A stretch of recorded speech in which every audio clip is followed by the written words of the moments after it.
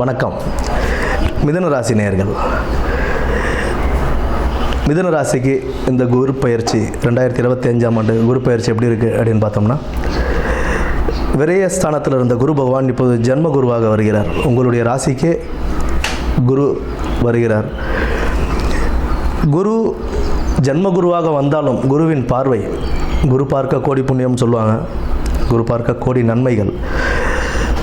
குரு 5ஆம் இடம், 7ஆம் இடம் மற்றும் 9ஆம் இடத்தை பார்வையிடுவதால் இந்த குரு பயிற்சி அவ்வளோ மோசமாலாம் இருக்காதுங்க. ஜென்ம குருன்றது நிறைய பேர் சொல்லுவாங்க, ஜென்ம குரு லைஃப்பில் ரொம்ப கஷ்டத்தை கொடுக்கும் செய்யும் அப்படின்னு. கிடையவே கிடையாது. அவருடைய பார்வைகள் நல்ல பார்வைகளாக இருக்கிறதுனால தொழிலில் நல்ல முன்னேற்றம் கொடுக்கும். தொழில் நல்ல முன்னேற்றம் கொடுக்கும். உங்களுக்கு தொழிலை கற்றும் கொடுக்கும். நீங்கள் கற்றுக்கிட்ட அந்த தொழிலில் நல்ல முன்னேற்றம் அடையலாம். ஏனோ தானோ நம்ம தொழில் செய்யாமல் தொழிலை நல்லபடியாக கற்றுக்கிட்டு அதில் நல்ல முன்னேற்றம் கொண்டு வரலாம். நல்ல அனுகூலமாகவே இருக்கும். அது குலதெய்வ வழிபாடு. குலதெய்வ வழிபாடு உங்களுக்கு இன்னும் நல்ல ஒரு சிறப்பை கொடுக்கும். திருமணம் கைகூடும்.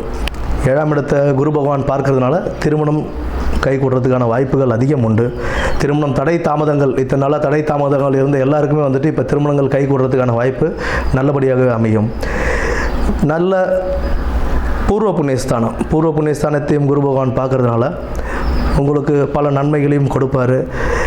காதல் கைகூடும். காதல் கைகூடுறதுக்கான வாய்ப்புகள் உண்டு. பட் காதல் கைகூடும் அப்படின்னா பெற்றோர்களின் ஆசீர்வாதத்தோடு செய்து கொள்வது இன்னும் சிறப்பு. குரு பகவானை பொறுத்த வரைக்கும் எப்படி அப்படின்னா, நம்மளுடைய குருமார்கள், நமக்கு சொல்லிக் கொடுத்த ஆசான்கள், அவங்களையும் பெற்றோர்களையும் வணங்கி நம்ம எந்த அளவுக்கு பணிவோடு இருக்கோமோ அவங்கக்கிட்ட அதுக்குண்டான பலன்கள் நமக்கு கைமேலேயே கிடைக்கும். குரு பகவான் 9ஆம் இடத்தை பார்ப்பது ஒரு நல்ல அமோகம். தொழிலில் ஒரு நல்ல முன்னேற்றம் கிடைக்கும். ப்ளஸ் கூட்டு தொழில் கொஞ்சம் கவனமாக, கூட்டு தொழிலையும் நம்ம கவனத்தோடு செயல்பட்டு பண்ணோம் அப்படின்னா அதுலேயும் நல்ல ஒரு லாபங்கள் அனுபவிக்கலாம்.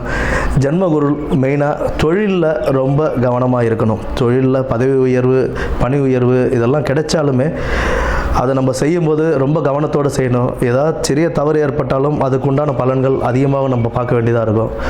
அதனால் நல்ல கவனத்துடன் தொழிலில் செயல்பட்டு நல்ல முன்னேற்றம் அடையும் காலமாக இது அமையும். குலதெய்வ வழிபாடு அவசியம் தேவை. எந்த ஒரு வேலை செஞ்சாலும் திட்டமிட்டு தெளிவோடு செய்யுங்க. மனசில் ஃபஸ்ட்டு தெளிவு கொண்டு வந்துடுங்க. மனக்குழப்பம் இருக்க தான் செய்யும். மனக்குழப்பம் இருக்கும்போது அதை தெளிவுபடுத்திக்க வேண்டியது நம்மளுடைய வேலை. அது நம்ம நல்லபடியாக தெளிவுபடுத்திக்கிட்டு செய்கிற வேலையை திட்டமிட்டு நம்ம செஞ்சோம் அப்படின்னா இந்த காலம் நமக்கு பொற்காலமாகவே அமையும். நன்றி, வணக்கம்.